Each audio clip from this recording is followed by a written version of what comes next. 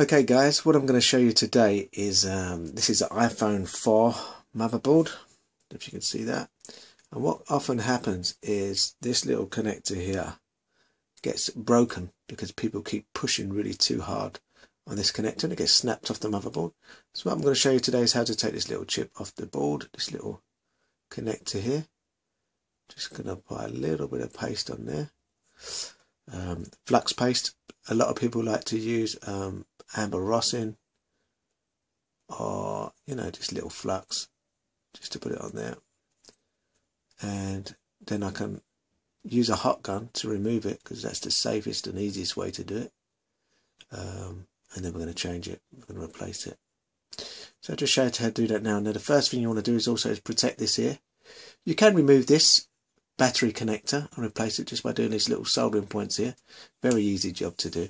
I'm just going to make sure you don't lose these two capacitors to replace this part. You can buy them. These are I think 5 for £2, something really cheap on eBay. Anyway, let me just show you how to remove this chip, this little connection here. And the way we do that is, as I say, with a hot gun, and I'll do that for you right now.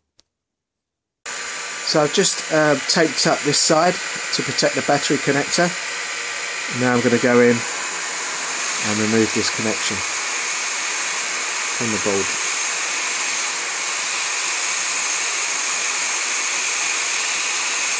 There we go. Just put it to one side. So that's it removed. If yours is broken, it's going to look a lot worse than that.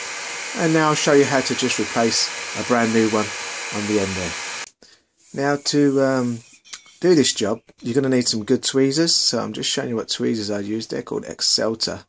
I bought these. I got them imported from Texas simply because, I don't know if you can see how fine they are.